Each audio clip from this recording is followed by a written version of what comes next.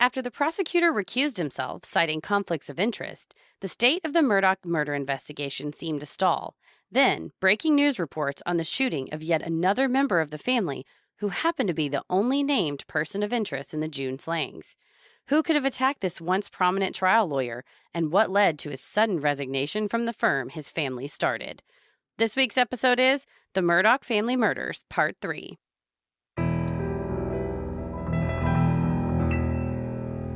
A bump in the night, your heart fills with dread.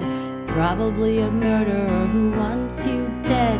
It could be a ghost, a demon, or worse. Perhaps you're the victim of a witch's curse. It's hopeless, you're doomed. You'd call a priest if you could. You'd rather just listen to who? Sinisterhood.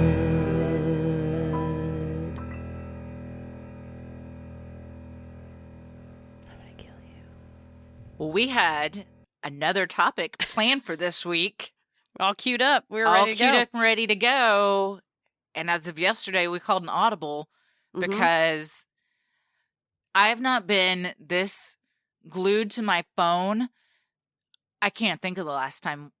Maybe since OJ. And I didn't even have a cell phone then. So it would have just been the TV. I don't know. But I mean, we were getting emails, DMs. Patreon was lighting up. Discord was lighting up. Everybody like, have you guys seen this? And I will be honest, I first heard because an email came in. And the listener said, I live close to here. This just came out, and it was a tweet about it. And I was like, and I immediately sent it to you. I was like, I have not looked into this, but this is saying Alec Murdaugh has been shot. And then everything started breaking, and we were like, wow. Just when we thought entire Labor Day weekend my entire Labor Day weekend was spent with this and taking care of my sick children. So what a story. This is, man, just when you thought it couldn't get any more Southern Gothic, they said, nah, here you go. Yeah, every fact is more shocking than the last one. And also, I think we've been thinking on it. We've been thinking on what does this all mean, and how does this tie back to all the other deaths that have happened, and what does it mean going forward? And I think we have some very solid answers based in our legal theories, and then just how much time we've spent with this and all the factors that go into it. So I think not that we'll have an answer today because this is still unfolding, so we'll have to come back to it eventually. But I think at least for now, a clear picture of what happened is starting to emerge, and I just want to go on record and say, recanting my previous theory. In light of new evidence. I'm also, well, I had two theories. Yes. And I am strongly in favor of one of my theories at this point, and I will go into much more of my theory. And so what do we think? But yeah. But thank you to everybody who sent the articles. And a lot of times people say, I'm sure you probably already saw it. But with this one, there were so many little tiny details and nuances that if you look at all the sources we went off of for this, there's tiny details were in each in like various places. So it actually definitely does help. And we made sure to thank everybody in email and everything for sending all that. And we have a lot of listeners that have messaged us from this area that know the family or know of the family, and have shared stories of their encounters with them. And I will say that none of them have been favorable. Yeah, and it sort of backs up this, when there are sobbing people saying, we're not a dynasty that just does whatever we want. You hear these stories of how individuals in the area and the community have been personally affected by these people. And you're like, man, it's, that's not a wrong thing to say. Yeah. No, you got away with a lot of stuff. So these people have no reason to lie to us. In fact, they're emailing us with like detailed stories. Just and being like, please don't say my name. Yeah. Because you're still scared. Yes, exactly. Yeah, you're still scared. Also, if we have new listeners tuning in, I know this is like a hot topic, so sometimes folks may just check us out for the first time. So welcome aboard. Welcome. Please buckle up because, man, we got a lot to talk about. And I do have my phone right next to me just in case something else comes out and we might have to like live report. We'll keep our eyes peeled. Yes, we will. Well, I'm Christy. I'm Heather. And let's get into it. At 1:34 p.m. On Saturday, September 4th, 2021, 53-year-old Alec Murdaugh once again called 911 to report a shooting. This time, the victim was him. Alec called first responders to report that he had been shot in the head on Old Sakahatchee Road near the Moselle Hunting Lodge where his wife and son had been gunned down in June. Flight records showed a medical transport flight took off from Hampton County, bound for Memorial Health University Medical Center in Savannah, Georgia, with Alec on board. I had to kind of see on a map how close these things were, and it's not too, Savannah's not too far away, and this is pretty standard procedure. Mm-hmm. Alec's brother, Randy, told the Post and Courier that he received a call from Alec around 2:15 telling him what had happened. Randy's account was that Alec had been on his way to Charleston, South Carolina, when he got a flat tire and pulled over to the side of the road. While he was changing it, Alec said a truck drove by and then turned around. According to Alec, the driver got out of the truck and asked him if he needed any help. Alec said the next thing he heard was a gunshot.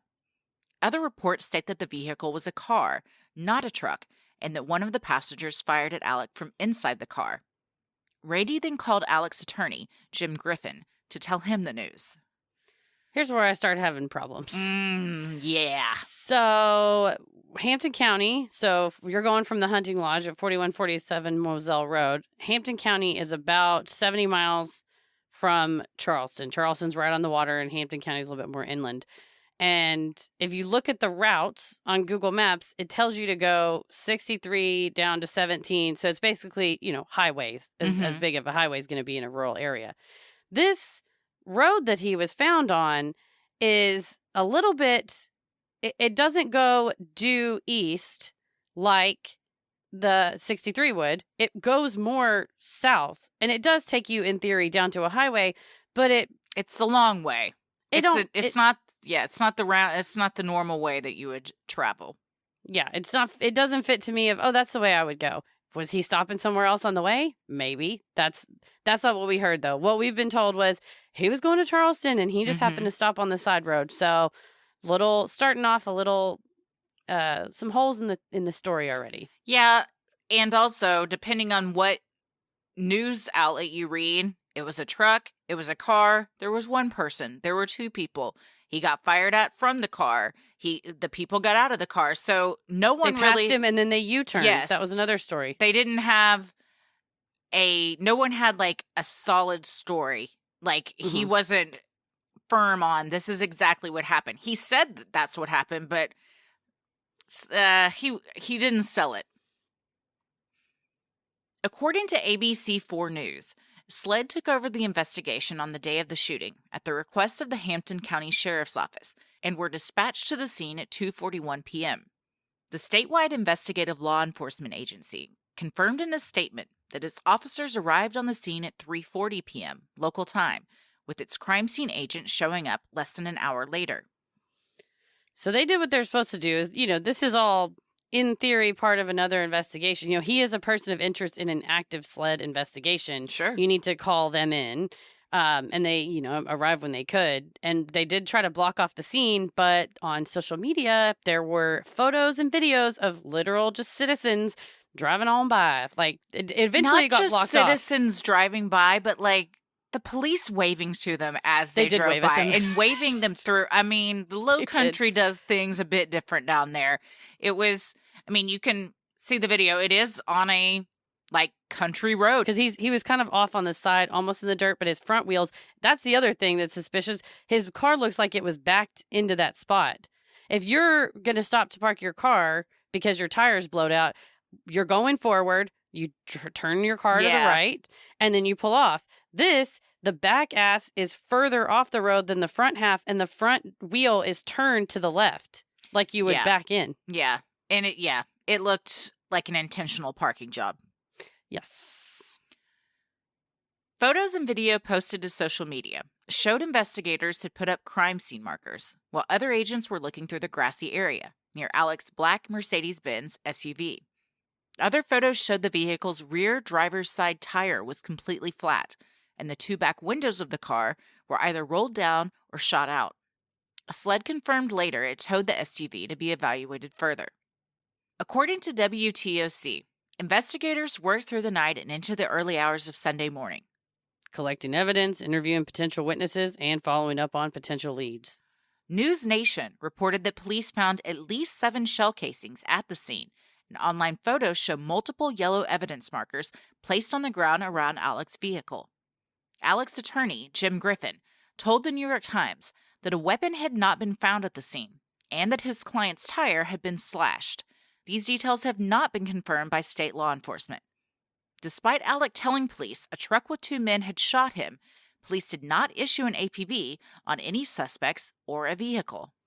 There's kind of 2 schools of thought, well, we don't want to disrupt the investigation, but then also if there are people on the road who pull over and go, do you need help, and then shoot someone in the face, that's a danger to the public. We need to know, okay, they're driving a blue Silverado or whatever they're driving, so that we know to look out for that. Also, this whole tire thing, I got a lot of problems with it.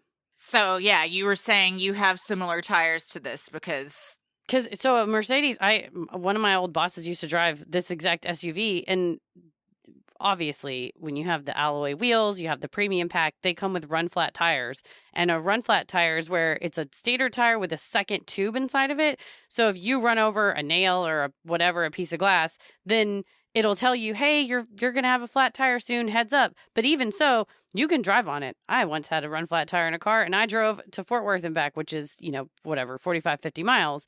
And you put more air in it, but it doesn't just flatten like a standard tire would, where it's the air pressure's out and out. Unless it had been shot out or slashed. Purposefully. Yes. You would have to have penetrated both the outer and the inner workings of the tire. Yeah, so unless it was intentionally shot out or slashed, it's not going to look like that. Yeah, I would say it would be a purposeful deflation. Like it would take a little bit more than a standard, I ran over some construction equipment or whatever. So if your story is you were driving down this road and you got a flat, that doesn't add up.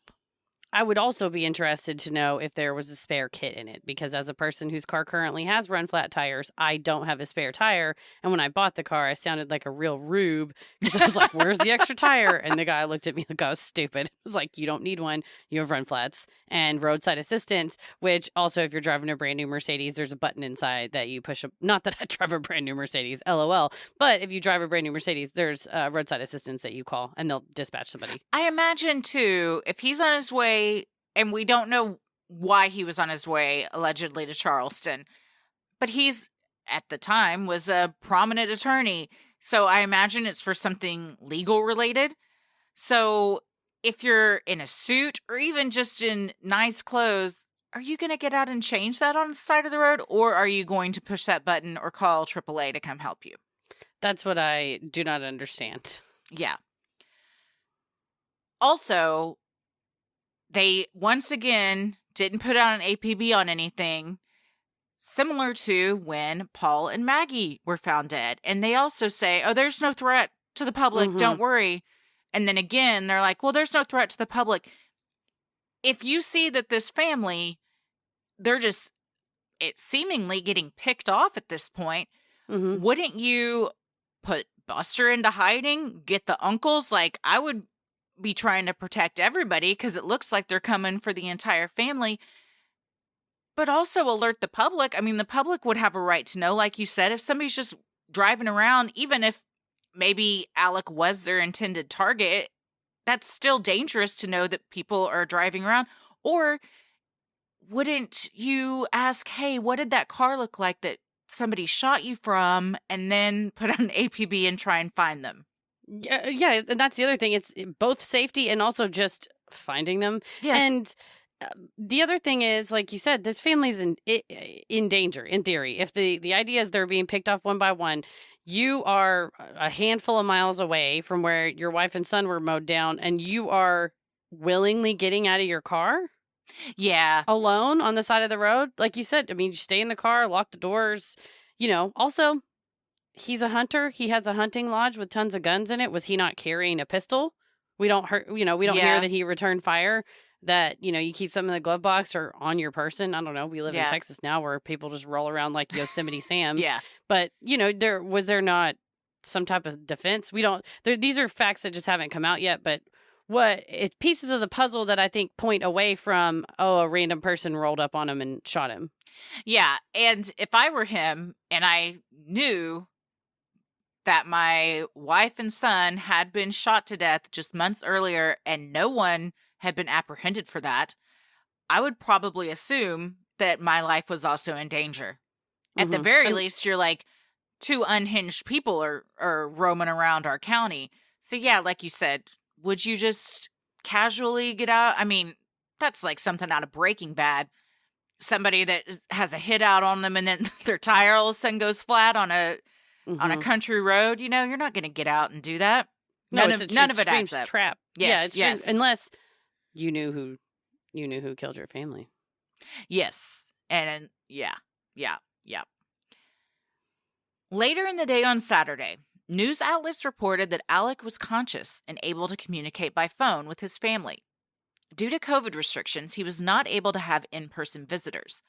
On Saturday night, Alec's family released a statement, according to the Associated Press, that read, "The Murdaugh family has suffered through more than any one family can ever imagine. We expect Alec to recover, and we ask for your privacy while he recovers." A statement from SLED released the next day called Alec's injury a superficial gunshot wound to the head.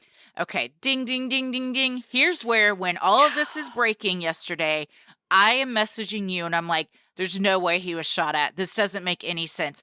You're telling me there's some things said up to 10 shell casings on the ground, and he has a superficial gunshot. If somebody gets out of their car with the intention to kill you, one, how are they going to fire off 7 shots and all you get is a superficial wound to the head? If they really wanted to kill you, they're going to kill you. Wouldn't they wait to see if you were dead before driving off? It makes absolutely no sense. And especially one of the variations, the many variations of his story that they shot from the car, you would expect to see bullet holes along the side of the car versus because there's shell casings that way, which my question is, which direction did the bullets come from? You know, if there are shell casings in front of the car, but there are no bullet holes in the car, how did those bullets get where the evidence markers were on the side of the driver's side front and passenger door, or, you know, driver's side front and back door, the side that was facing the road? There was all these all these bullet casings on the ground with the evidence markers. If they came towards him, statistically, something would have hit the car. I would think so. Yes, definitely. Also, if you're willing to fire off 7 shots and you can't hit him, I don't know. I would think that you'd probably get out of the car and make sure it was done. I just don't think if it was, at first I thought maybe it was a warning, like a threat. Yeah, say it could be a warning. But then I'm like, would you have fired 7 off though? You know what I mean? Like, I don't know. It seemed, it just, pardon the pun, but overkill. Like none of it added up. Well, and also my whole thing is, if they truly shot at him 7 times when he was at or around the vehicle, it would have been struck, and it hasn't been. So in a staging type scenario where somebody is just shooting a gun off to have shell casings around, perhaps it came from the direction of the vehicle outward. Or maybe that is, he was defending himself and that's just not in reports. Yes. You'd expect to see that. But yeah, the fact that his head injury was, he was awake and talking, which is possible with some more severe head injuries, but the authorities went so far as to specifically call it superficial. Yeah. He was able himself to call 911, because when everything first broke, all the headlines were just, Alec Murdaugh's been shot in the head. And you're like, oh my God, you know, a car drove by. And my first question was, well, who called 911? Did somebody drive by and see this, you know? And then it was like, oh no, he was able to call 911. So and then his brother. Yeah. And he also called his brother. And I personally would like to see the timestamps of the phone records, the cell phone logs. Yes. And I think SLED is involved now, and they'll see that. They're going to dig they're going to dig this up, because he could say all day, you know, I mean, we know when he called 911. SLED said he called at 1:34. The brother is saying, well, it was about 2:15. Is that accurate, or was the brother called first? when we get to my theory, I'll tell you what I think. And I would say based on the behavior of Paul, they call the family first before they call the authorities. Sinisterhood will be right back. Seasons are a-changing, and so will your personal taste. If you're tired of the late-stage summer and ready for something new, if you're ready to freshen up your fall with a change in decor, all while upgrading your comfort, Brook Linen is for you. Brook Linen was started to create beautiful, high-quality home essentials that don't cost an arm and a leg. And you guys, it is a success. Brook Linen works directly with manufacturers to make luxury available directly to you without luxury level markups. So you get their amazing array of products at a reasonable price. Brook Linen has something for every comfort need, and they're ideal for a seasonal refresh because they're launching new products, colors, and patterns all the time. Y'all, I am talking buttery, soft, and breathable sheets, plush and absorbent towels, cozy robes, and comfy loungewear you will put on and never want to take off. Comfy loungewear is my love language. That's all I ever want to wear. And you know, it kind of is all I ever wear. I was going to say, I'm a robe lover. I wear my robe, turn that air conditioner down. I wear robes in the summer. Absolutely. They're so confident in their core products that they even come with a 365-day warranty. And fans are confident too. They've received over 75,000 five-star reviews and counting.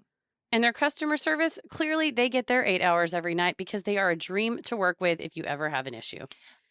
I have ordered sheets, duvets, and pillowcases. I'm very excited to put all these on my Helix mattress. You're loaded. We're loaded up. I feel like I'm living in a hotel. The bed, luxury. The rest of my house is not a hotel, but just my bed is like, all luxury. I want to do is lay in my bed because it is luxurious. Yes. So give yourself the comfort refresh you deserve and get it for less at Brook Linen. Go to brooklinen.com and use promo code SINISTER to get $20 off with a minimum purchase of $100. That's BROOKLINEN.com and enter promo code SINISTER for $20 off with a minimum purchase of $100. brooklinen.com, promo code SINISTER. Doing your nails is so freaking hard. I broke off every single one of my nails and came back from my camping trip recently with a raggedy mess. And then I was going to go see shows and watch you at the new club. And I thought people who I haven't seen in a year are going to want to see my engagement ring. And I have to give them these haggard nails. But right before I realized I had this horrific realization right before I had to leave. But you know what? Got a fancy manicure from Olive and June, and I got so many compliments on it when I got to. I complimented. I said, "Oh, did you go to the salon recently?" You said, "No, this is Olive and June," and you also complimented me on my nails, and I said, "I did. This is Olive and June." I am wearing awe right now. I'm wearing like a baby pink. I can't remember the name of it, but I've been watching a lot of Real Housewives, and Lisa Vanderpump is like she's really inspiring me to do pink. So I went Vanderpump pink right now. Like so many others, she's inspired before you.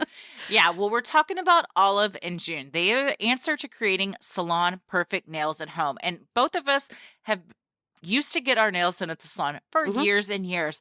And I am not lying when I say they honestly do look like you went to the salon. As everyone knows, I'm maybe the most picky person on the planet. And if I say that they look like salon nails, I really hope that you know that is, I'm not just blowing smoke up your ass. It really, they're so good. I'm shocked by how good they are. Aside from passing the Christie test, here is why Olive and June is amazing. Their polishes last 7+ days and they do not chip. And with the Olive and June Mani system, you can achieve beautiful salon perfect nails at an affordable price. Plus, all the tools are easy to use, including my favorite because I cannot do my non-dominant hand, the Poppy. It's a patented brush handle that makes it so easy to paint with both of your hands, not just my dominant one. Ella walked in the other day when I was painting my nails and she goes, "What's that?" And I said, "This is called a Poppy. It helps you paint your nails." And she goes, "I wish I had a Poppy." So someday, kid, we'll now get you a Poppy. I was like, well, we can paint your nails with it. But yeah, now I let her play with it because it's just this little plastic thing. But it's so ingenious and it goes on the nail polish bottle. And I don't know who came up with it, but they deserve a lot of awards because it is a game changer. Before Olive and June, my nails looked like they were painted by a 5-year-old. I was so impressed with how amazing they looked. I recommended it to anyone I could talk to. My mom, Heather, the cashier at the grocery store. My nails have literally never looked so good, and I did them myself. And the great news is getting beautiful salon perfect nails at home is now a dream come true with Olive and June. Your new nail life is here. Visit oliveandjune.com/creepy and use code creepy for 20% off your first Mani system. This is an exclusive offer you can only get here. That's oliveandjune.com/creepy. Code creepy for 20% off your first Mani system. oliveandjune.com/creepy. Code creepy. Due to his injuries not being considered life-threatening, Alec was released from the hospital on Monday, September 6th. Speaking through spokesperson Amanda Loveday of NP Strategy, a public relations firm in Columbia, South Carolina, Alec released a statement that said, "The murders of my wife and son have caused an incredibly difficult time in my life. I've made a lot of decisions that I truly regret. I am resigning from my law firm and entering rehab after a long battle that has been exacerbated by these murders. I am immensely sorry to everyone I've hurt, including my family, friends, and colleagues. I ask for prayers as I rehabilitate myself and my relationships." The statement came about an hour after local news outlet Fitz News had broken the story of Alec's alleged opioid addiction. Yeah, it was pretty interesting timing. Yeah. Yes. I mean, you ideally should get ahead of that. Yeah. But I guess the next best thing is to get as ahead of it as you can once it's been released. And that's, you jumping once that it probably took about an hour for the PR people to get something together to release. So they were definitely on it. That reads like a PR statement. For sure. Absolutely. And I've read online that it was oxycodone, and it was kind of a known secret to a lot. Later in the evening on Monday, September 6th, more breaking news came when the New York Times reported that Alec stood accused of misappropriating funds from the law firm Peters, Murdaugh, Parker, Elsroth, and Dietrich. The firm was founded in 1910 by Randolph Murdaugh Sr., Alec's great-grandfather. A statement released from Alec's now former employer confirmed the details and appeared to be an effort to distance the firm from the now disgraced trial attorney. On Friday, September 3rd, 2021, Alec Murdaugh resigned from the law firm. He is no longer associated with PMPED in any manner. His resignation came after the discovery by PMPED that Alex misappropriated funds in violation of our standards and policies. A forensic accounting firm will be retained to conduct a thorough investigation. Law enforcement and the South Carolina Bar have been notified by the firm. This is disappointing news for all of us. Rest assured that our firm will deal with this in a straightforward manner. There is no place in our firm for such behavior. Due to the ongoing investigation into these matters and client confidentiality, PMPED cannot comment further at this time. We encourage any client with questions to contact our offices regarding their file. According to the New York Times and Fitz News, sources have reported the missing amount was in the millions. As of Monday night, the firm's website was taken offline. So here's where things get even more interesting. Oh, yeah. He is forced to resign from the firm because they find out he's stealing millions from them, from Let's clients. Just say it. Resigned in disgrace. Yes. This happens the night before the shooting takes place.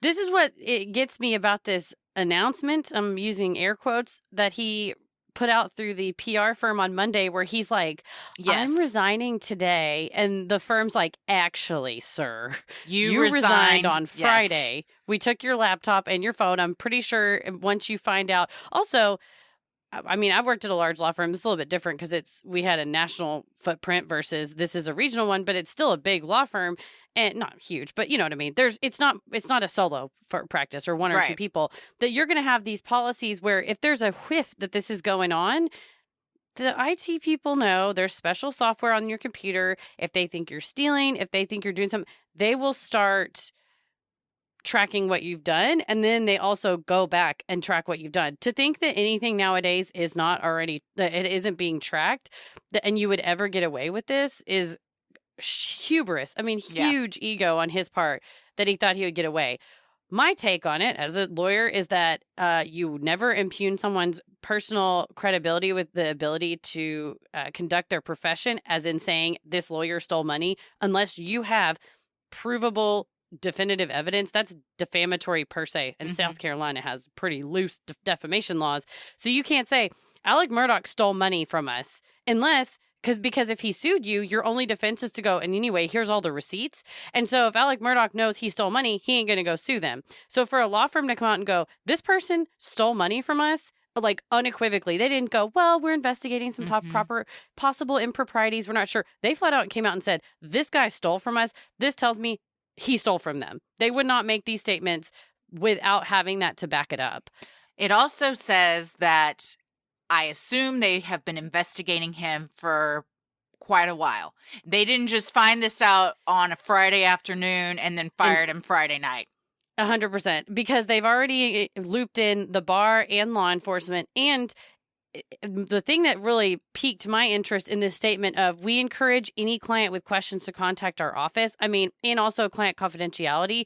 This sounds Tom Girardi-ish to me, that there's some sort of client fund issues. It does say he misappropriated funds in violation. It doesn't say he misappropriated client funds, but those last statements of, if you're a client and you have concerns, call us. To me, this is all coded to say, if you've been impacted by him, call us. Yeah. Because if he made you put your money into a some investment investment account, yeah, or if you haven't been getting your payments. Give us a that call. You said you're going to get. Yeah, or he's not answering your calls or whatever. And so, yeah, the fact that the law enforcement and the bar have already been notified, like you said, they did not wake up on Friday and go, oh my goodness, you guys know the bank account's kind of low? Wonder if Alex had something to do with it. They've had their eye on him for a hot minute, and it sounds like he's been unraveling. Yeah. What's also awkward is his brother also works there. Yeah. So I imagine it's only a matter of time before he resigns as well, forced or just on his own, because I can't imagine wanting to go into work there with this being your family's reputation. Yeah, or you just do everything you can to distance yourself from your brother, and you have to make that choice of, I'm going to try to maintain my professional reputation and go, well, I don't talk to him anymore. I'm not a part of it, because it's, like you said, just by virtue of the same last name and being as close as you are, being the one that he calls all the time when the shit hits the fan. And they're a very tight-knit family. Yeah, and I mean, that name is so well known throughout South Carolina and now globally that it would be very hard to distance yourself, period, but especially if you have the same profession as your brother. Absolutely. Yeah, you're going to be there, even rightfully or wrongfully. Outsiders will assume you either knew or you supported him or you are supporting him, and that's just what people's gut. They're like, oh, your brothers. You're probably your name's on the door. Your family name's on the door. According to the News and Observer, Jim Griffin said that upon hearing the news that Alec had been shot, members of PMPED went to the crime scene to inform SLED about Alec's forced resignation the day before and the missing money. SLED has yet to comment on if they are investigating the misappropriated funds, with spokesperson Tommy Crosby telling the news outlet that he had no information that I can comment on. So these guys, I think they they realized, this does not add up. We just fired him last night. And all of a sudden, now that he has been shot in the head on the side of the road, immediately they go to say, like, hey, this is going on. And it could be one of two things. He may have had motive to want to take his own life. 2, we don't want it to come out later that this happened, and you guys think that we're trying to off him or something, so we're just being as completely transparent as we can be up front. That's smart, because you're like, we technically have a motive for revenge. Yes. We would have let you know we're totally cooperating. This is going on. Let us know what you need from us. And that's the above board right thing to do. Sure. Yeah. Yeah. On Tuesday, September 7th, reporter Matt Harris cited a pretty reliable source that Maggie hired a forensic accountant of her own, in addition to the one investigating Alec's misdeeds at the law firm, in an effort to protect the family assets, according to Crime Online. Yeah, this was breaking right before we got in the studio. And so it's more will be revealed. I think it'll be by the time this airs. But it sounds like she was sniffing around for some sort of money being moved, according to Matt Harris. In their personal life. accounts. Yeah, she wouldn't have any connection with the law firm. Yeah, which people have been wondering, like, if this was if her and Paul were killed by someone in the family, what might the motive have been? Now we're starting to see that there may have been a motive tied to money. Well, and especially you ask, okay, you have generational wealth, right? You have all this money. It doesn't mean, granddaddy and daddy is just, it's a faucet that's open. Shit's in trust. We've seen there's multiple family trusts. And so if Alex, I don't want to get too far into what do we think, but if you're bleeding money and you start borrowing from Peter to pay Paul, whether that's your work or your wife's, whatever, when you're married, it doesn't mean, you may have separate retirement accounts. They were separated at the time, and rumor has it that she was filing for divorce and he knew this. So I imagine maybe she was sniffing around to see what was going to be hers in the divorce. Which is an extremely smart thing to do as a person filing for divorce, because you want to know if they are going to start wasting marital assets before, before you file. And she may have, if you get an inheritance, that's separate property. If you have, depends on how it was earned and when it was earned. Sometimes different retirement accounts can be separate property. So, different types of gifts from outside people could be separate property. So she may have had things that would have been hers, not to mention whatever share of the marital estate she would have been entitled to, that you start to see your husband flying off the rails. Obviously, he has a substance use issue. Obviously, he's, according to the law firm, stealing money from the law firm. You might get worried too and say, oh God, our estate's being wasted. Not to mention, you're spending a shitload of money on defense attorneys because your son's various misdeeds. Sinisterhood will be right back. We deserve to know what we're putting in our bodies and why, especially when it comes to something we take every day. I was just taking random stuff from the drugstore. Who's to say what was in that? But now, I'm telling. Technically, it said vitamins on the bottle, but I didn't know what I was supposed to take and how much of until I started taking Ritual, and I love it. They taste so good. We're on a subscription plan for myself, Tommy, and Ella. Ella takes her Ritual vitamins every morning. They're citrus berry flavored. They're gummies, and she loves them. Yes. A multivitamin should contain key nutrients and forms your body can actually use to help fill gaps in the diet. No shady extras. Ritual's delayed release capsule design delivers high quality nutrients, including vitamin D3, in just 2 daily pills. You'll always know what nutrients you're taking and where they come from thanks to Ritual's one-of-a-kind visual supply chain. There's no fillers, colorants, or shady additives. And they're vegan-certified, non-GMO, and gluten and allergen-free. Your multivitamins are delivered to your door every month with free shipping, always. You can start, snooze, or cancel your subscription anytime. And if you don't love Ritual within your first month, they'll refund your first order. Get key nutrients without the BS. Ritual is offering our listeners 10% off during your first 3 months. Visit ritual.com/creepy to start your ritual today. By now, pretty much everybody has heard of CBD, and if there's ever a time to get started with CBD, it is now. What both scientists and those who use CBD regularly, like myself, know is that it helps with daily stresses, but you have to use a quality product if you want quality results. Charlotte's Web hemp extracts are tested 20-plus times from seed to final product. Unlike many companies, Charlotte's Web has their own proprietary hemp genetics, so the end products are consistent, meaning you know what to expect from each bottle. And they're a mission-driven B Corp, which just means they promise to help the planet and humanity and all that good stuff. I got to pull those CBD gummies for senior dogs from the Goose. She's getting too smart. She's a sharp cicada hunter. Yes. She's going on, I don't know, she's a scrappy street dog. So she's probably 12, 13 years now, a little chihuahua. Sharp as a tack ever because of these CBD chews for senior dogs. She's reversing the aging process. Yeah, what it seems like. She's wilder than ever, man. She's running, jumping. She was chasing a squirrel today, and I don't know. But she loves those CBD chews too. Whatever's in them, the taste is, she almost bit my hand off the other day. I have to agree with the Goose. I don't know if hers tastes like mine, but my CBD Calm gummies have a lovely lemon lime flavor. They're so delicious.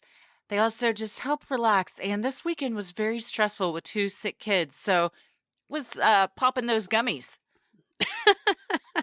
Go to charlottesweb.com and get started with the OG CBD brand who kicked off this whole CBD craze, and use code CREEPY at checkout to save 15% on your order. This code works on all CBD products beside bulk bundles. Get those gummies that Christy has. Oh, yeah. That's charlottesweb.com. Use code CREEPY to save 15% on your order today. Under South Carolina state law, it is a crime called embezzlement for a lawyer to misappropriate funds entrusted to him. If the value of the funds taken is over $10,000, the crime is a felony, and the lawyer would face up to 10 years in jail and fines. Lawyers who steal clients' funds may also be subject to federal charges of wire fraud, which carry with them a sentence of up to 30 years in federal prison and fines up to $1 million.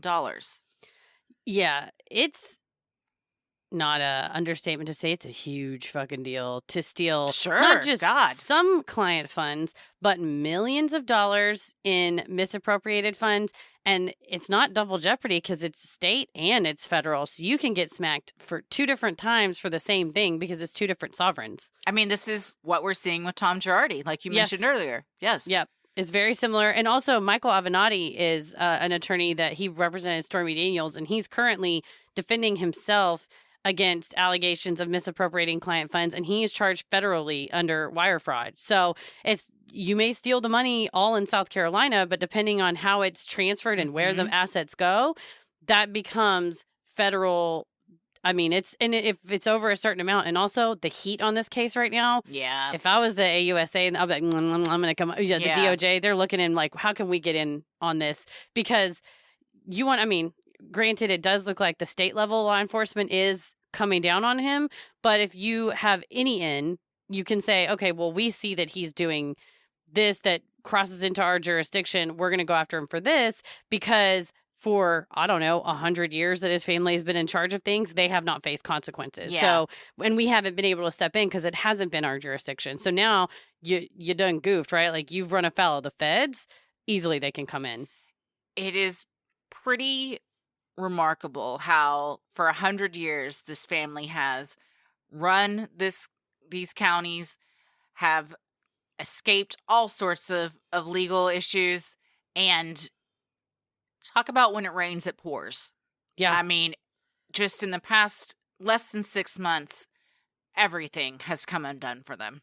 That photo that you keep seeing, it's on the cover of People magazine and all that. I mean, that day when that photo was taken, if the you one told where them, Maggie's in the fur and they're all in Texas. and they're all the cummerbunds, yes. They got a lot of bow ties going on. Mm-hmm. If you said, okay, by Labor Day 2021, you don't it's unimaginable. Half of you will be no longer with us, and then one of you will have been shot. Where's Buster? No one's. I haven't heard any statements from him at this point. Maybe that's just because he's laying low, or maybe he has other reasons he's not talking. Well, on the Nancy Grace podcast, which I briefly listened to a chunk of, the police it was tapes from an interview that witnesses in the community said, well, we all know Buster killed Stephen Smith.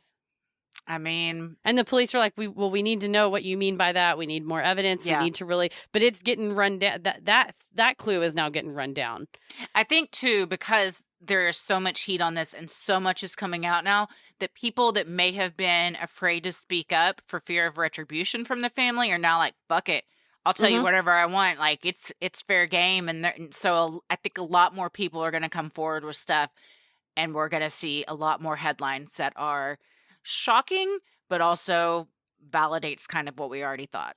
Well, and finally, people feel like they have a voice when it's like, well, I don't have any money, I don't have any power or influence. It doesn't matter. Whatever I say, the cops are just going to write me off. Now, law enforcement has opened. Well, the state level law enforcement is now very enthusiastic about this, and hopefully, whatever it's that malignancy that let this thrive for so long can get cut out. You can go in and say who was complicit in this, who was, and we always talk about when you're a victim versus when you're a perpetrator of like, well, I was scared if I didn't do something, they would hurt my family. It's like, yeah, but at the end of the day, you take these oaths and figure out where did this training go wrong? Where were the oversights and the policies went wrong that for so long it was, with regards to the Murdaugh family, lawlessness. I imagine a lot of people in their circle are shitting their pants right now. you start to kind of Homer Simpson into the bushes, like Yes. distance yourself of like, Yes. well, we weren't that close. Mhm. Whoa. Yeah. It'll be interesting to see how this shakes things up. And I hope it does shake things up, because I don't think any one family should be in power for 100 years. And just have their hand in everything. There's so many conflicts of interest. And Stephen Smith's mother said from the time she lost him that, like, it didn't matter because they were poor and these people had so much money. So at the very least, it will shake some things up, hopefully. According to the news outlet The State, it is rare for the South Carolina Supreme Court to disbar attorneys, even in cases of outrageous misconduct. However, in February of 2021, the court unanimously disbarred an attorney for misappropriating client funds, among other incidents of misconduct. Embezzling clients' funds is a violation of the rules of professional conduct, which prohibit attorneys from engaging in conduct involving dishonesty, fraud, deceit, or misrepresentation.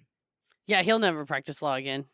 He shouldn't. He today the solicitor's office just said that he's no longer allowed to be a volunteer prosecutor.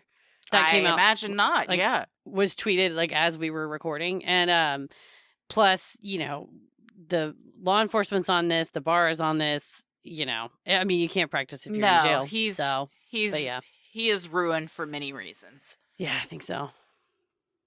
Could claims of substance abuse issues be an attempt to lay the foundation for a later criminal defense?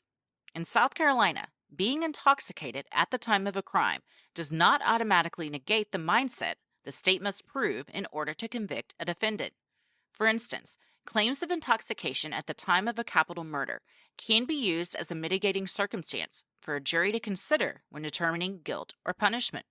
A capital murder in South Carolina includes instances where two or more persons were murdered by the defendant by one act or course of conduct. So in law school, we talk in hypotheticals. So I'll law professor you right now. Okay. Hypothetically, if you are stealing money from your law firm and you are possibly stealing money from your estranged wife, and you go to confront your estranged wife, or she tells you to confront her, and your adult son happens to be there, there's some sort of horrific altercation that we now have heard involves a gun from the family premises, and hypothetically, you killed both people in one action, that takes it from murder to capital murder, which means you're eligible for the death penalty. So murder is, you know, taking of a life with killing with the malice of forethought. Well, intentional killing with malice of forethought. Well, in South Carolina, two or more people dying in the same course of action is capital murder. So that would be an aggravating circumstance. It would take it from, you know, murder up to capital murder. Well, you can't just say, man, I was high on X. You know, I was on oxycodone, I was on, whatever, I was on cocaine, I was drunk or whatever. The intoxication does not take away the fact that you intended to kill them.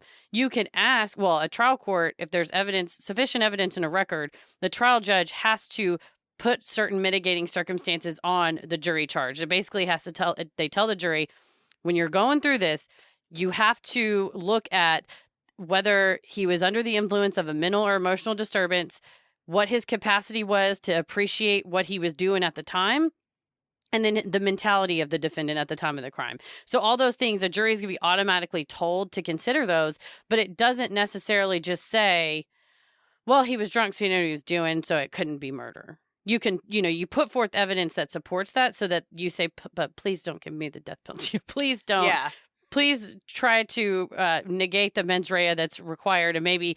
And you can also, a lot of times they put forth that evidence to try to get charged with manslaughter, a lesser charge. Well, that's what I was going to ask. So in a case where someone was drunk and killed a family of 5 driving, that could be considered capital murder because there were 5 people in the car? Well, so a lot of states, and that's a good question about drunk driving, because I didn't check South Carolina drunk driving laws, but in Texas, you have intoxication manslaughter, that's something different. So it's a law that's specifically written for you're operating a vehicle and you're intoxicated and you killed someone. That's different than a manslaughter of you shot your gun into a baby shower crowd and you're like, well, I was just trying to test my gun and I was being reckless. That may be involuntary manslaughter. Or, I was so, I came home and I found someone attacking my daughter and I, was so enraged that I just killed them right away. and I didn't know what I was doing, and it was a crime of passion. I was the heat of the moment, and so the states tend to delineate them. South Carolina criminal laws don't define or delineate degrees of murder like first and second. All murder charges are the killing of a person with malice aforethought, and then you have express or implied. So then under state case law, they've gone through and said there's 4 types ultimately. So you have intent to kill murder, which is the murder occurred with the goal or objective of killing the victims. Then you have intent to inflict grievous bodily harm. So the goal was just to hurt somebody and then they ended up passing away. If you're purposefully going to choke somebody and then they happen to, you accidentally strangle them. Then you have extreme reckless indifference to the value of human life. They call that the abandoned and malignant heart murder. And that's where you were doing something that was reckless disregard for human life. And then the felony murder, which is the lowest one, where you were going in to do a burglary and even somebody has a heart attack and they die. Well, you have caused their death by your commission of a felony. And so that counts as felony murder. So, malice aforethought, I think a lot of times you're like, oh, that must be premeditated. But in South Carolina, it just, there's 4 possibilities and they list them out. And the first one is intent to kill. So, if you intended to kill. But, if you're thinking from a defense strategy, right, if the prosecution has established the elements of the murder, then, like I said, the defendant is entitled to present elements and evidence supporting whether he had sufficient legal provocation and it was done in the heat of passion. So that's where you hear, heat of passion's not really... You can't just say, well, I was so mad I did this murder, or, I killed someone, I was so angry. You have to prove both heat of passion and sufficient legal provocation.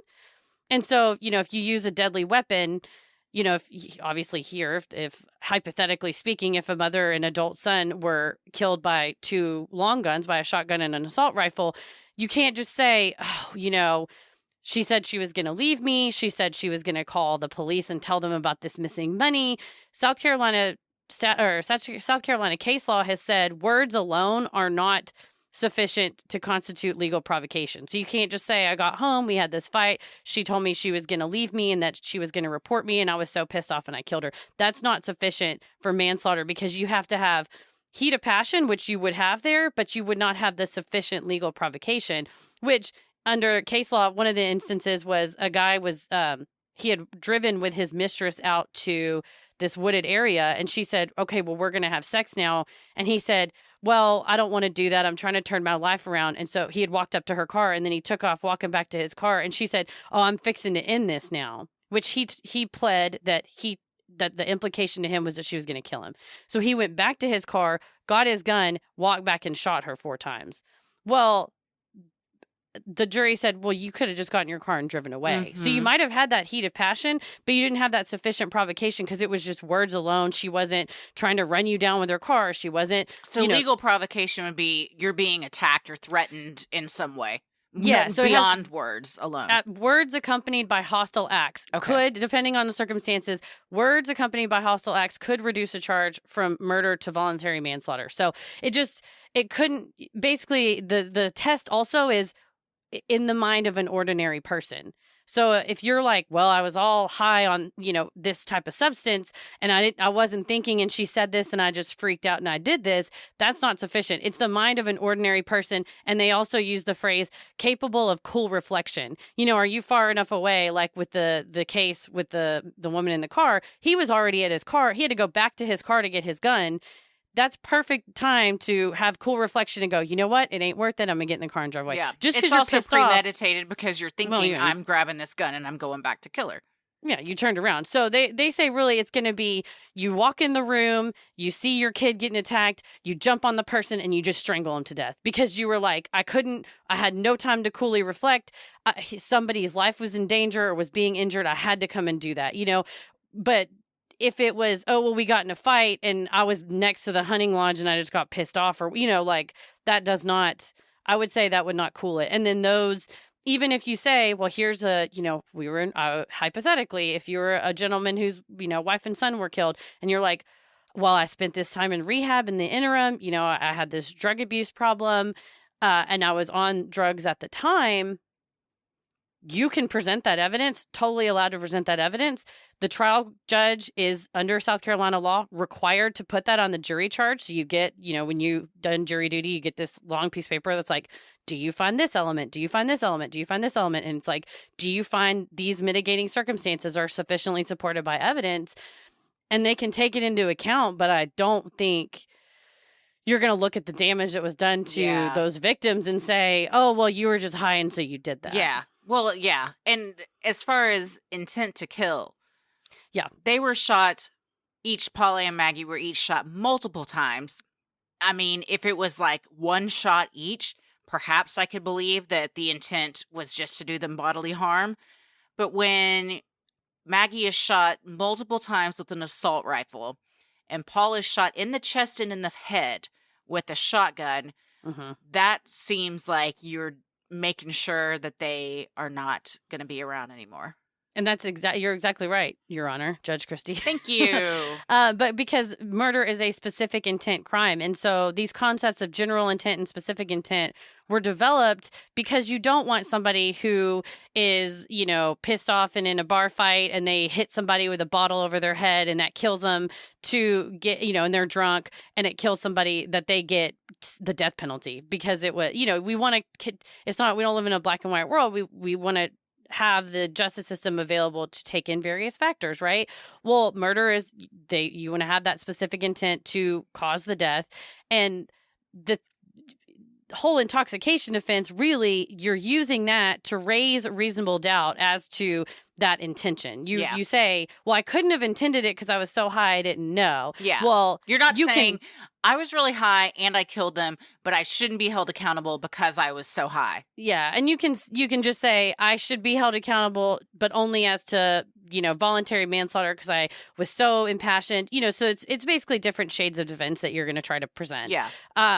Will they be effective? I don't know. Will they even happen? We don't know. Like I said, if that went to trial and this all happened, I can't imagine the jury taking that into consideration, considering the grievous nature of the crime, as well as you're going to be hard pressed to find somebody if hypothetically Alec goes to trial for something, you're going to be hard pressed to find a jury that doesn't know what's going on here.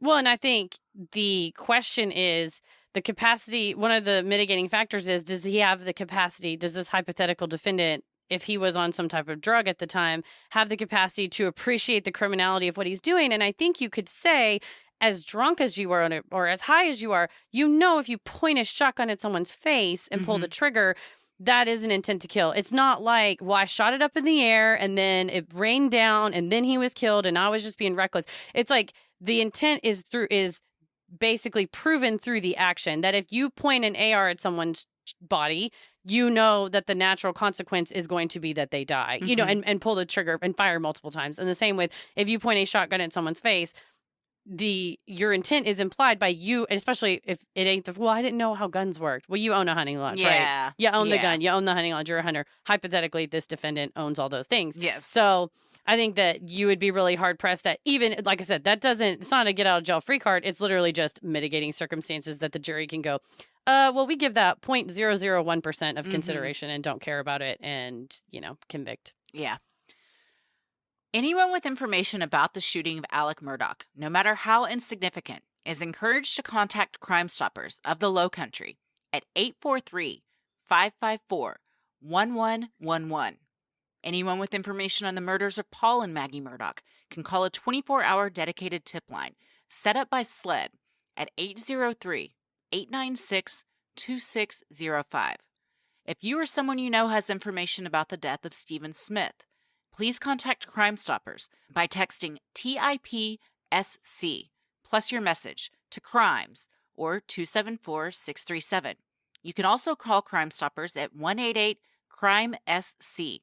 All tipsters can remain anonymous and can earn up to $1,000 for a successful tip. All right, let me sit up. She's getting ready. So what do we think? I want to hear your theory. Okay. Before I completely recant my part 2 theory. I think just because we've been talking about this for 24 hours straight now, that yes. I think we have pretty much the same theory. So, and we talked about how much we can really say here as far as defamation purposes, but because he is now a public figure and so much has come out.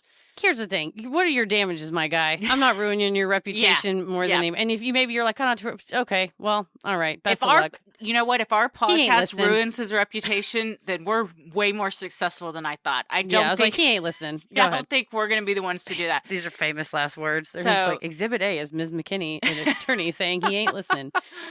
Yeah. So last episode, I had two theories. One was that someone with an axe to grind that the Murdaughs had wronged, specifically Paul, came to kill him, and Maggie was collateral damage. My second theory was, I said, I don't think it's impossible that the family could have been involved. I am going to now say I 100% think that the family is involved. Here's what I think That's your opinion based on the evidence we've reviewed. Yes. Here's what I think happened. I think based on, the evidence has just come out in the past 48 hours. We know Alec was stealing millions from the law firm where he worked. Mm-hmm. We know that Maggie we already knew this, they were separated at the time of her death. They were not living in the same houses. She was going to file for divorce. And we now know she hired a forensic investigator to also look into their funds. I think Alec went to... I don't know. This is where the only thing I'm not sure of. I don't know if Alec did this himself or he hired someone. I'm inclined to think he hired someone just because to brutally shoot your wife and son is something that, even as much as you might want someone gone, that's a lot to do. So I think that someone was hired to do this. Well, now that I'm saying this out loud, the more people you bring into it, though, that's the more people that can flip on you. So, I don't know. I think that Maggie was the intended target. Mm-hmm. I think either Alec or a hired hitman went to the hunting lodge to kill her. I think Paul ran up on it, heard something, and I don't think they intended to kill him. I think he was killed because he was there and maybe tried to defend his mom, maybe put up a fight. We know he had a volatile temper. Also, if somebody's on your property trying to gun you down, I think even if you didn't have a volatile temper, you're about to get one. We do know that one of the guns was from their place. So I think that there could have been two people there, two killers, and because Paul got involved and they weren't expecting him there to get involved, that they grabbed a gun from the hunting lodge and used that. I think that Alec drove out to that road with the intent to kill himself and either did not fire properly because he was trying to make it look... Actually, I don't even think he was probably trying to make it look like anything. I think he had the intention to kill himself and at the last second decided not to. Either pulled the gun away or yanked his head away and it just grazed his head and gave him a superficial wound. I think he then called his brother and said, I've done this. I can't live with what I've done anymore or what's happened. His brother said, you need to make this look like a staged crime. Alec then fired off the gun 6 other times, so there were shell casings everywhere, slashed his own tire, and then called 911. I think it's possible that someone drove to the scene, took the weapon that was used, took either a knife that had been used to slash the tire or slash the tire themselves to help stage the scene, and then left. And then he gets care flighted to the hospital. You are correct. We've been talking for the past 24 hours, so you're right in saying that our theories, I think, align pretty well. My problem in part 2, and I'm sure, some people are binging straight through, the problem I had with everyone accusing Alec of being, however, involved with Paul and Maggie's deaths is that I did not see a motive. I couldn't figure out what would have somebody up against a wall, freaking out, and to either orchestrate or commit an act like that. It didn't click with me. I didn't, I need a clear motive. Then when you tell me that not only did he steal millions of dollars, like, it shows what somebody is capable of. When you go, like, this is a lawyer, right? He may be kind of an asshole, whatever. People don't like him. He's got a shitty kid that he covers for, whatever. That's all fine. At the end of the day, he's got these obligations. We have these ethical standards that we're held to as lawyers. Surely, no. Whenever I heard he didn't give a fuck about ethical obligations, he's stealing millions of dollars, I was like, oh, he's capable of anything. It's not whether that's committing a murder, orchestrating a murder, whatever. Not only does that give you huge motive that you were doing that for however long you were doing it, and then you got caught doing it, but also now with all the new information that was coming out in Connor Cook's Rule 20, I think it was Connor's Rule 27 petition, where they started showing that there's this like concerted effort by Alec to influence witnesses, influence law enforcement, where you now have people who, like you said, previously were afraid, are now willing to step up and say, he told me not to say this. That's what we call obstruction of justice. It's common law obstruction. It's probably also statutory tampering with a witness, although I don't know that he used a force or threat, but it's at the very minimum common law obstruction of justice. So you start to see, okay, that's another thing. Now he's stealing money. Now something's going on with Maggie's money. He has this substance use issue. Some people online were speculating, where would he get these drugs? Did he have drug dealers that he was friends with from doing the prosecution? My thing is, if you're a personal injury attorney, probably a doctor that's willing to listen to your complaints about how bad your back is hurting. Yeah. Maybe you have multiple doctors. Who knows? But I don't know that he would need to resort to going into the cartel. I'm like, nah. People just buy pills.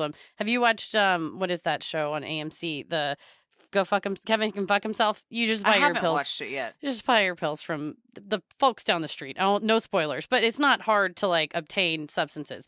And so I don't think that that's all involved. But so once you see that somebody's willing to do those things, it shocks my conscience less that something like that would have happened. I think that if your family has been this legal dynasty for 100 years and that could come crashing down because your spouse, or possibly even your spouse and your child, know that you have been stealing money, you might go to great lengths to protect your reputation and your finances. Well, and I think we'll see as everything comes out, I'm sure that because you say, okay, these people are really rich. Why would you steal money from the law firm? But I'm sure some of the family money is tied up in assets. Also, if you look at for Grandpa, Alec wasn't an only child, right? There's other brothers who are stand to inherit or siblings. And who knows if it doesn't just, when you're rich like that, by the way, it does not just pass through the laws of intestate. There are family trusts set up. There's going to be possibly a will, probably a will, but everything's probably going to pass through these trusts that we know that they have because the trust was listed as a defendant in the Mallory Beach wrongful death. So from that perspective, it's not like, okay, well, Grandpa will just die, or, his dad, Alec's dad will just die and he'll get all this money and he'll be fine and he can pay back the law firm. That's not going to be a solution because he's not going to get every penny. Mm-hmm. Plus, Alec's mom is still alive. So probably everything would go to the wife, or at least to ensure her care throughout her life, her remaining life, because she's living with dementia.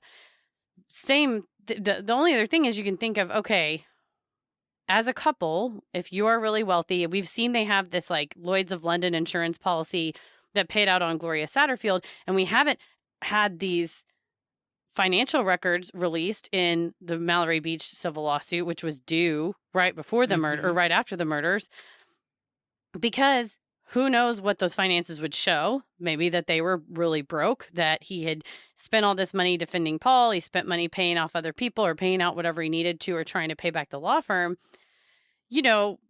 Do you say, well, I have an insurance policy against my family, so if something happened? Honestly, as you were just talking, I started questioning if the intent was also to kill Paul, because I forgot about how those financial records were about to be due in the beach case and how Maggie and Paul were going to be named on that suit. Yes. And so, that was what was stated in some of the reports. And so, I mean, there are slayer statutes in states. Speaking hypothetically, if you take someone's life and you're the beneficiary of an insurance policy, then you basically can't profit off of a death that you caused. And then similarly, it's, I think it's the Son of Sam law, where you can't write a book to make money off of a crime that you committed. I don't know that South Carolina has one. I haven't looked into it, but there are these hopefully safeguards. But when somebody's desperate and backed into a corner and stands accused of stealing millions of dollars and, doesn't have anywhere to turn, I don't know that they're necessarily thinking that. Maybe if it's, if I end this now, our current family trust will remain intact and I'll have access to that. And it would have otherwise been cut in half or more in the divorce. Who knows? So again, but my problem with pointing the finger at what is in almost all investigations the most likely suspect, even if it's not the person that did it, but always the first suspect, was that there was no motive. And then over the last weekend, it's just a motive after motive after motive have just come right out. So his life was crumbling down. I mean, stealing from the law firm, possibly now the Rule 27 petition that we talked about in the last episode was building this case against him for civil conspiracy, to sue him for civil conspiracy, and then as well possibly make a complaint of obstruction or, intimidating a witness, like I said, depending on what he said to him. You have that to grapple with. You're also now listed in this civil suit where you're gonna lose. Come on now. The evidence was there. Even if you can't prove that Paul was driving the boat in the Mallory Beach case beyond a reasonable doubt, there's no question that he was, you could at least prove it was civilly. Your boat. Well, yeah. And you can prove that your negligence was you had knowledge of kids drinking on there, whether it's text from the kids going, hey, we're going to the island to party with the friends, or something like that. So yeah, that was not going to come out well for them. And if you're having insurance company problems, because the insurance company is we have paid a lot of death claims out on you, we're not doing this anymore, then you're going to be on the hook for that. Plus, the attorney's fees up front. He was in a real bad way. Do you think, would it be known to him that he was being investigated for months by his firm on misappropriation of funds, or would that have come as a surprise to someone?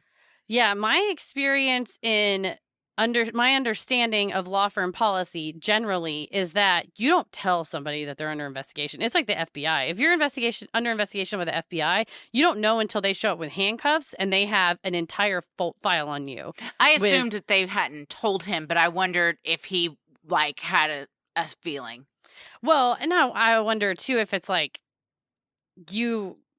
at what point have you gone too far? Yeah. And you're they probably know. Yeah. But you're lying to yourself and you're but I'll put it back. I'll put it back.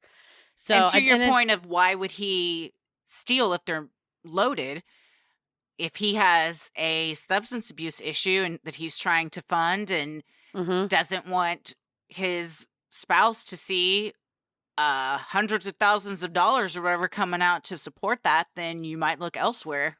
I had an older adult client that I was helping that had gotten scammed by a tenant in her house, and he had managed to wrangle $30,000 from her, and something over the course of a month, it was gone, and he was on OxyContin. And I mean, who knows what else he spent it on, whatever, but... Did I say oxycodone earlier? Yeah, you mean OxyContin? Yeah, I meant OxyContin, yeah. And yeah, it's an expensive habit, especially depends on how much you do, what quality you're getting, where you're getting it from. And then also just, like I said, there's other expenses here. And also he wasn't driving around in a Toyota Tercel, he's driving around a brand new Mercedes. Sure. I mean, they have still living that life. They have a lifestyle they're accustomed to. Going golfing, going on boats, owning boats, a boat's like a hole in the water that you pour money into, so there's a lot of expenses. So I think that the walls were all crumbling down between civil suits, possible criminal suits with the Mallory Beach tampering, the criminal suit now with the money laundering, or not money laundering, embezzlement of funds from the firm, whether it's from the firm itself or from clients. All of these things are building up to put a person in an extremely desperate mindset. Yeah. I just Googled it because I wanted to see, make sure yeah. So Oxycontin. Sorry, we're not expert on illegal drugs, you guys. Oxycontin and oxycodone, it says, are same in many ways, but Oxycontin is a brand name drug and oxycodone is a generic name of an active ingredient. So okay. It Similar. sounds like but Oxycontin would be, assuming what he would be getting because it is the brand name. Oh, come on. He's not shop. He's not he eating the Equate brand cereal. He's going for the Lucky Charms. No, come on now. Yeah, so I totally agree. I think that there's a ton of motive now that points to him. I wonder a couple of things. I wonder if he did it, if he hired someone to do it, if he also intended to kill Paul. Because if he was going to kill Paul, I wonder why Buster would have also not been targeted. Mm-hmm. So I'm more inclined to think Paul was there and was killed out of necessity to whoever killed them. He was fighting back or whatever. I also wonder if the Randolph Sr. may have known some stuff that was going on. I mean, he died 3 days after they were killed. If perhaps he advised, or at the very least knew that some shit was going down. I kind of wonder, like, who all knew in the family that he was stealing, or has this come to a shock to like everyone except that's still alive? Yeah, and I wonder if it's like a reverse deathbed confession that you know, the person's on their deathbed and you confess something to them. Yeah. Because you're like, well, he's, you know. Yeah. Before you go, I have something I want to get off my chest or I need advice on. Extremely stressful to live with that kind of knowledge that you're, I mean, like with Tom Girardi, like you've just constantly building a house of cards on sand, you know? I mean, that's all going to come crumbling down super fast. And in both cases, it did. One obviously more horrific than the other, but similar in a lot of ways. Well, and I want to get to, we had some listener questions. I put it out on the show social media to say if you had any legal questions, and then we got some non-legal questions. My favorite was, how dare you, Alex Murdaugh, or Alec Murdaugh? Great question. So the first two is something I actually wanted to cover, and we'll go ahead and just do it in the form of the listener questions. Michelle and Noni both asked whether Alex shot himself or whether this was a staged shooting, and Shawnee asked whether there was a gunshot residue test on Alex's hands. There was no, I didn't see anything in any of the SLED statements that his hands were tested for GSR. I imagine there would be. As for whether, you know, he shot himself or it was staged, I think that I did a little research, and without getting into too graphic of details, it is possible to be up and talking with a gunshot wound to the head, either self-inflicted or inflicted by a third party. I mean, gut level, you know, you get fired from your law firm, you're told by SLED that the shit's going to hit the fan. Duffy Stone quit 3 weeks ago. Probably called. I mean, would you not be like, I have to quit, even if he doesn't tell you why he's quitting? It's at least in the news that you see he's quitting, and you can put two and two together. Mm-hmm. Whether it was in an effort to stage it to look like, oh, the same people that attacked my family attacked me, or having a mental health crisis, and then, like you said, either it was a failed incident or, you know, purposefully narrow grazing or whatever. We're not sure. That's all going to be stuff that you can't hide it. You know, when there's an incident like that, I spoke with a trauma nurse who's been a trauma nurse for 30 years. And I just kind of said, you know, when somebody presents, well, I said, first of all, why would they have care flighted him to Savannah? She's like, you take him to the hospital, you know, first responders on the scene, stabilize him, take him to the hospital, stabilize him. And then you're going to take him to a trauma unit. That's standard, especially with a gunshot wound, because you're not sure the extent of the damage. But she said, we knew when people came in she said, you basic physics and trajectories, you can tell, you know, kind of offhanded. So maybe that's why there's not an APB out. I'll say that on alleged attackers. Yeah. That's another thing with Paul and Maggie's murders too, is I still wonder what was found there that the police immediately were like, there's no threat to the public. Yeah.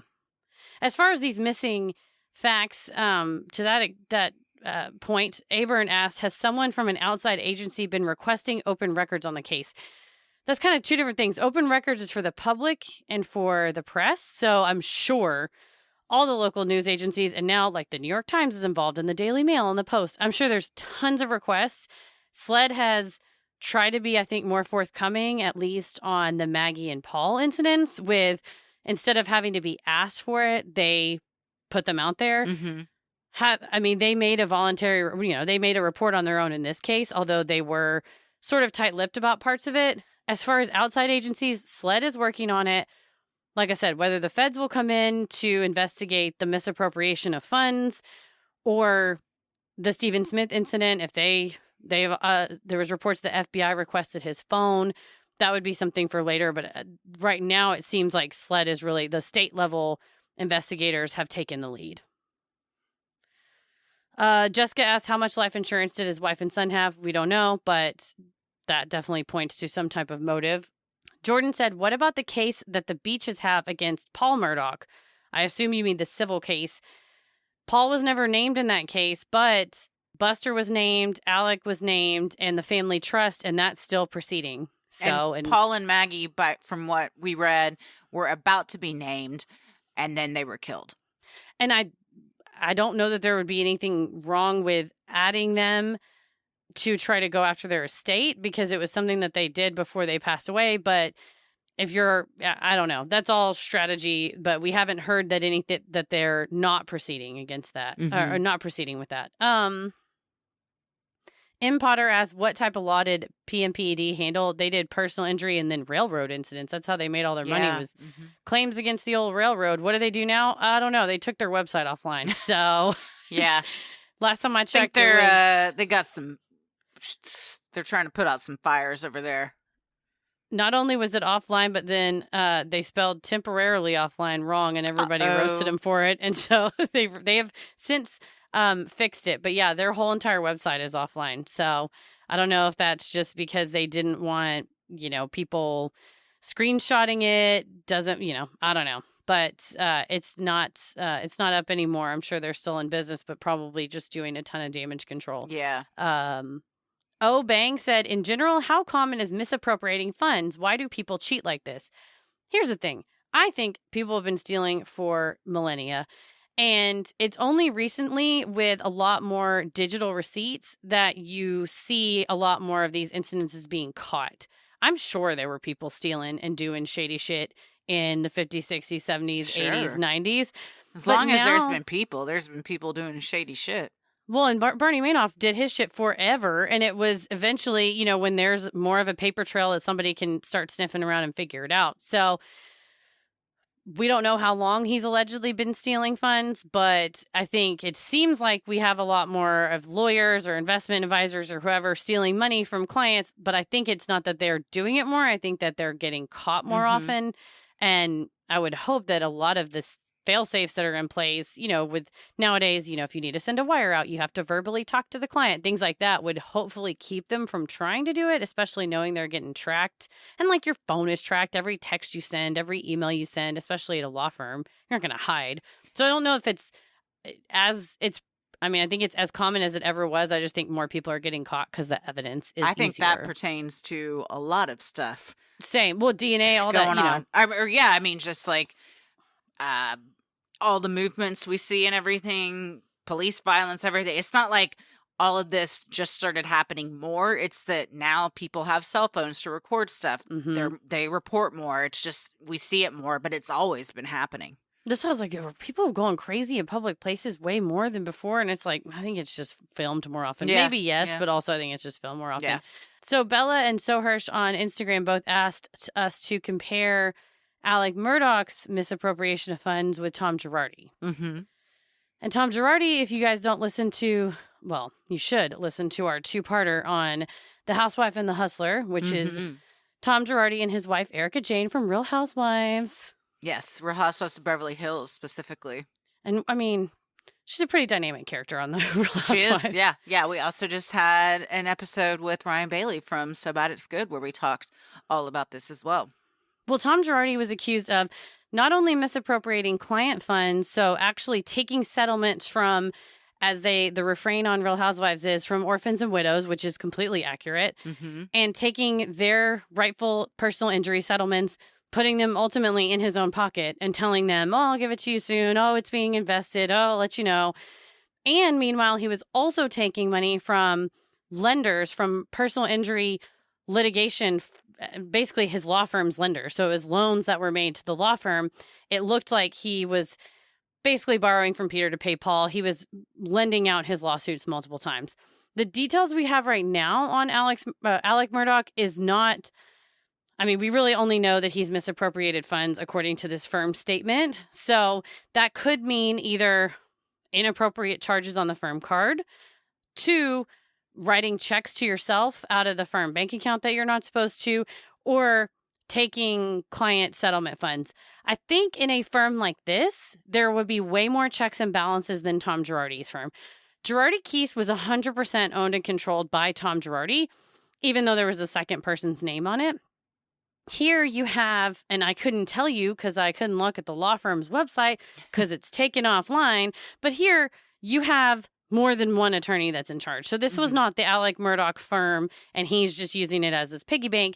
This is, there's at least 5, probably 10, 20, however many attorneys there's people in charge. You're going to have a person that's in charge of the finances, that you're going to have the person that's in charge of operations. So there is way more checks and balances. And so probably it would be less impacting the clients because to get money out of the client trust account, I'm assuming it's more than just writing a check, that they're a legitimate operation that's been in business for 100 years. They have checks and balances that nobody, not even great-granddaddy founder's grandbaby can go in and, pluck money out of the till. So I think what we'll see is probably something more like overpaying himself or billing, like I said, billing more than he should or something like that. Yeah, or billing stuff. Yes, exactly. Or sometimes you'll see attorneys get in trouble because they have associates at the firm, partners have associates at the firm working on stuff on firm time, but not billing it to the firm. And ultimately, you're stealing from the firm because, if I'm supposed to bill at $900 an hour to the firm and you're having me work 10 hours for you, and that's 10 hours that I didn't work for the firm, but you're like, oh, bill it to firm general or bill it to client X. They have a lot of billings on their case. In that case, you have kind of misappropriated and stolen from another client because you've billed my hours working on, say, I don't know, a family issue that you had, some type of civil litigation that you're personally going through. And that in theory, that's kind of more misconduct. When you say misappropriating funds, to me, that sounds more like you're charging things you're not supposed to charge, writing checks, but it would be more out of the firm operating account versus client funds being at risk, just because the client trust situation is so sacred that a firm with more than one person, you kind of watch over each other. And that's why Tom Girardi was able to take money out of the client trust account because it was just him. Like there was no one looking over his shoulder. So I think it's less likely that Alec Murdaugh stole from clients directly. I think it's more likely that he misappropriated firm resources and assets. Well, they're going to have to give some answers soon, I would imagine, because this is hot. Yeah, I think so. Yeah. If you're, if now that the Murdaugh saga has ended, at least as of publication, not ended, but we don't have any more to report right now. If you want more hot content on lawyers stealing money, boy, have we got something for you with Tom Girardi. Yeah. And I imagine that we will have more for you on this as well when more comes out about his shooting and his wife and son shootings. I mean, it's all going to come out eventually. I think so. Yeah, I mean, we may not know, at least as far as what happened on, this past weekend with the shooting with him. We may not know exactly how it happened and in what order and things, but I think that Sled is on the case with the new development that caused Duffy Stone to recuse himself, that Paul and Maggie's murders will be, I'll say solved, but we'll know who did that. We may not know why or specifically how, but I think right now there's so much heat on this case. There's no way that it's not. Mm-hmm. As far as what happened to him, Saturday afternoon, I think that the phone records, which is what you said the second it happened, you're like, I want to see those phone records and know who he called in what order, which I think is the right instinct. I think those will tell a story of what happened, as well as ballistics testing on the bullets of what type of gun did this come from? Is this the type of gun that you owned? What direction did the bullets come? I think you'd think, I'm smarter than these fucking investigators. What are they gonna do? Also know a lot of them. True, and you've controlled the narrative for a long time that you're like, they're not going to stop me. Like, I can, what are they going to do? When in reality, now you have somebody that's called in from another city. He's like, I don't give a shit who you are. Yeah. I hope especially that Stephen Smith, we see justice for that, or his family, and that the Beach family also sees what they're owed in this whole thing, because I hope that those stories don't get brushed under the rug with these murders and attempted murder, attempted suicide, we don't know, kind of taking the spotlight. Like, there's still this goes deep. It goes so deep. Yeah, and I think there are sufficient professionals now working on this case that on all those elements, like Mallory Beach's mom, she has a civil attorney that's going to be a dogged representative for her and a zealous advocate for her. Plus, you have those who wanted to prosecute Paul. I mean, obviously, he's not going to get prosecuted for that. But if they find anybody else was criminally complicit, they are not going to just go, well, Paul's dead. It's too late. I think they're willing to look into things. Again, is it because everyone's now watching them? Yeah. Possibly.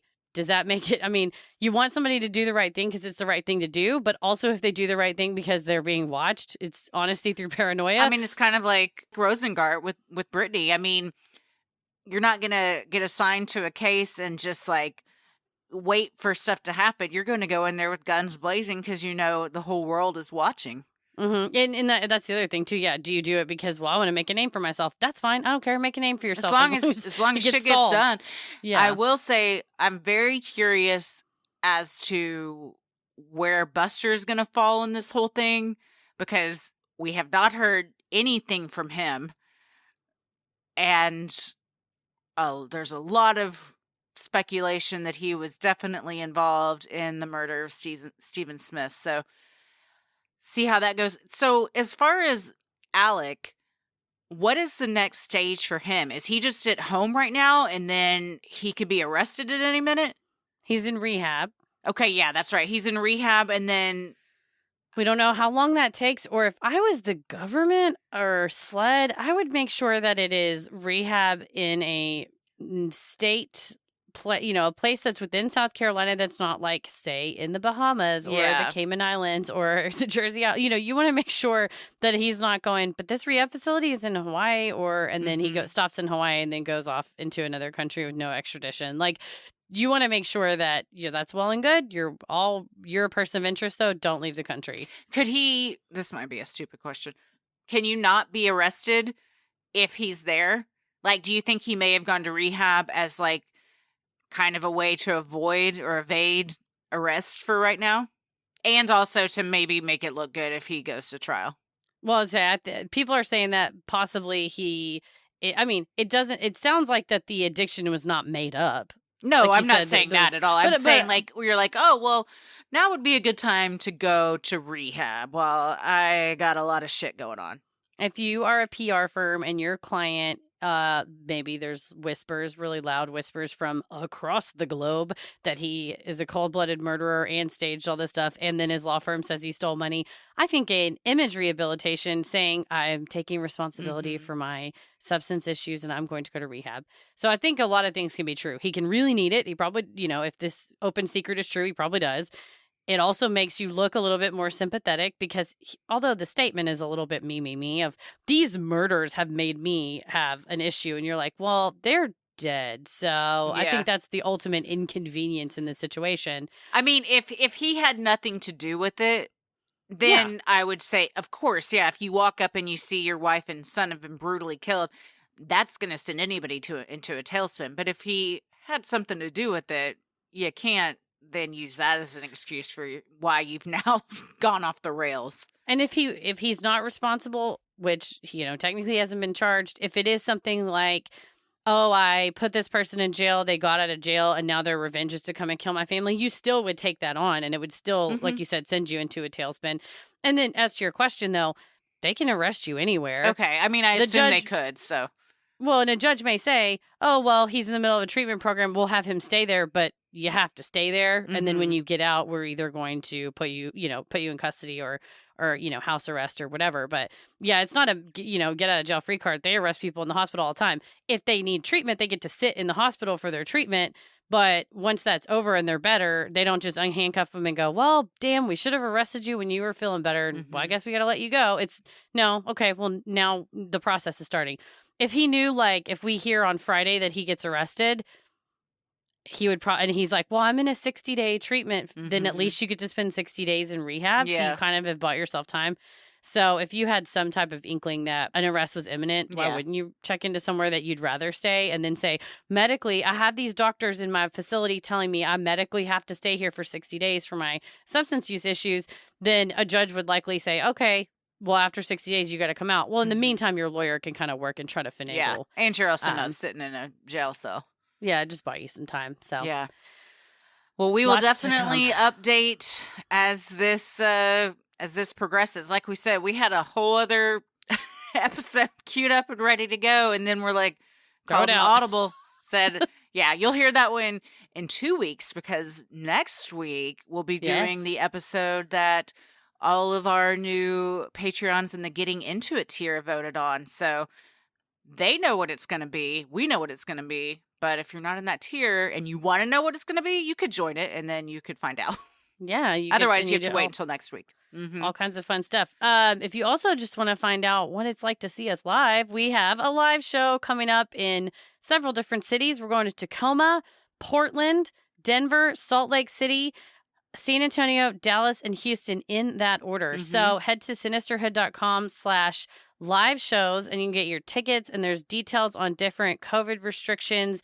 You know, if you have to be vaccinated or negative COVID tests, masks, all that good stuff. Keeping it safe and keeping it creepy. And you can also get the VIP meet and greet. There are some left in some cities. Some are sold out, but some are still remaining. And we'll give you an elbow bump. We may be wearing face shields. We don't know, but sign something for you. No mouth stuff, but, I'll be there. Yeah. I'll fist bump you. We'll see. Yeah. So take pictures, all that fun stuff. Get to definitely shoot the shit. Also, I want to just say, Houston show, Heather's birthday. It is. So and the Dallas show is sold out. We still don't know if we're going to get more tickets opened or a second show added. But I wouldn't wait on that. I would just say, you know what? We're doing a road trip and go to the Houston show. There's also tickets for the San Antonio show if you want to do that. But Houston's going to be a lot of fun. It's my birthday. Party in H-Town after the show. Yeah. And confirmed that my friend Roro got 2 tables. So I always say, Roro brings the party. Come get a meet and greet and meet me. Who cares? Meet Roro. She's the best. So since it is my birthday, she's already said she's going to plan a fun post-show thing. So we'll figure that out. I'm excited to meet Roro. Oh, everyone should be. She's the greatest. So go to sinisterhood.com/live shows and meet us somewhere near you. Yes. Well, we love providing Sinisterhood to you at no cost, so if you like what you hear, consider supporting the show by donating to our Patreon. We're a small operation, creating the show for you by researching, writing, recording, and producing it ourselves. Any amount is sincerely appreciated and helps offset the cost of making and hosting the show.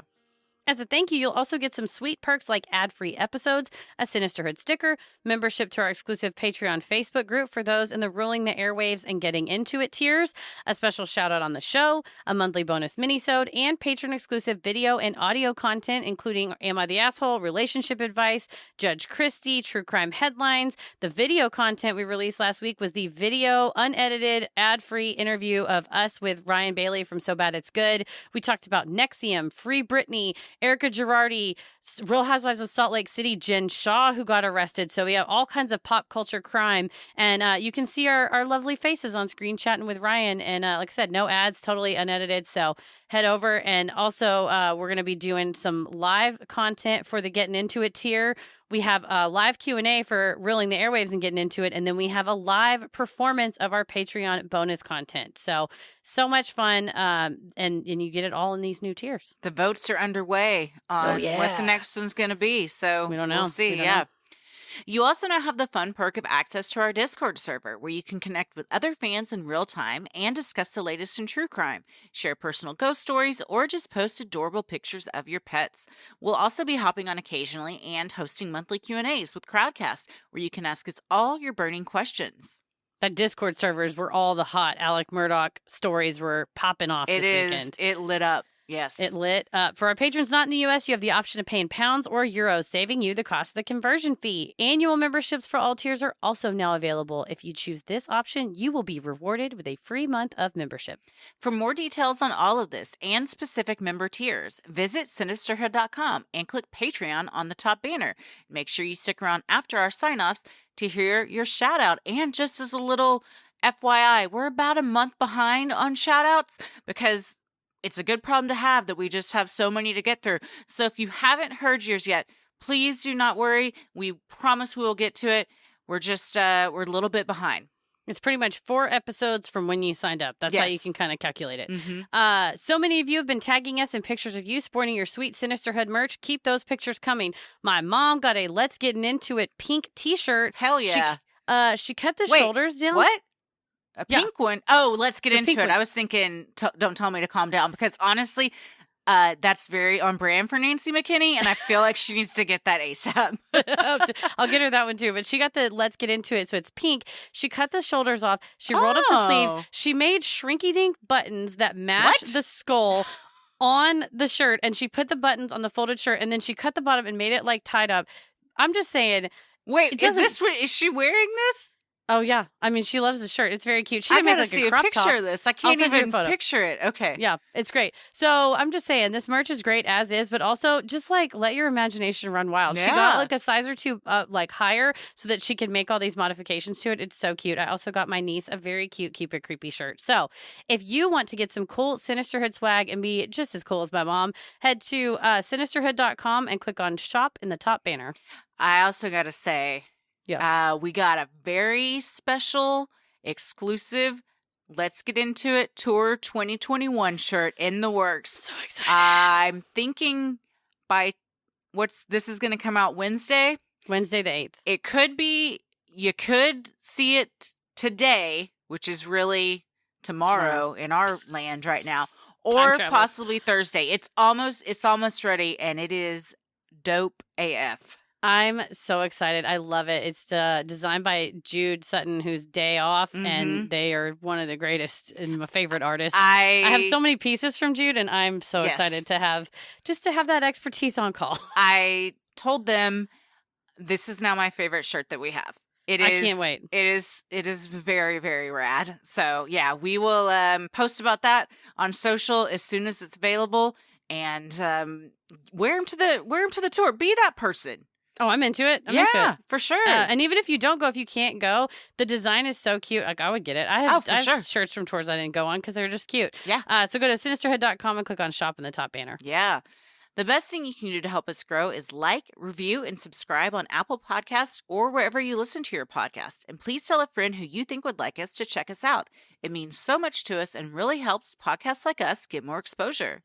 You can follow us on Instagram and Twitter at SinisterhoodPod and like us on Facebook at Sinisterhood. Christy, where are you at on the computer? I can be found on Twitter at Christy or GTFO and on Instagram at Christy M. Wallace. Heather? I'm on Twitter at MCK versus the world and on Instagram at Heather versus the world. As always, the devil rules the airwaves. Keep it creepy.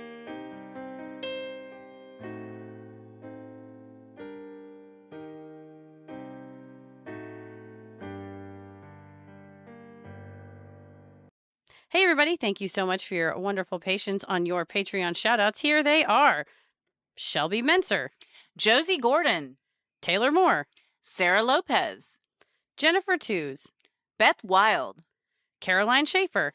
Desiree Hairston, Emily Rodriguez, Anya Whitmer, Taco Panda, Danny, Catherine Yergin, Tori Gallagher, Devin Johnson, Camille DeCamp, Teresa Funk, Jan Brick, Christy Martin, Leticia Silva, Shawnee, Bug Girl, Emily Mayer, Taryn Malloy, Pleasure Meditation, Bailey Gillis, Melissa Paolo, Olivia Weaver, Thomas Hudgens, Christina Preston, Lisa Collins, Ashley, Mariah White, Kendra Highlands, Bobby Adams, Chris, Amelia Tennant, Kennedy J, Tiffany Wood, Whitney Harden, Michelle, Brennan Ferguson, Carrie Fitzgerald, Becca Ann, Brooke Kite, Brian Crow, Catherine Hillman, Tara Chenault, Rachel Greenberg, Louise Burluck, Amber Wilcox, Saber Gilbert, Carly Bales, Gabrielle Budzazewski, Alyssa, Hillary Royster, Ariana Jose, Sabina Prajik, Andrea Brown, Donna Delgado, Tash Buki, Lene Sisto, Lauren Williamson, Sarah Moore, Megan Zornis, Katie Duke, Panda Berry, Catherine Rosso, Whitney Roundtree, Jacqueline, Sarah Coventry, Olivia Fletcher, Katie Lafferty, TLS, Candace Leanne, Charlene Higley, Kate Gordon. and Jenna Schoenhofer. Thank you guys so much for supporting the show. We could not do this without you. We sincerely appreciate it, especially during these trying times. We hope we got your names right. We appreciate your patience. Stay safe, stay healthy, and keep it creepy. Sinisterhood.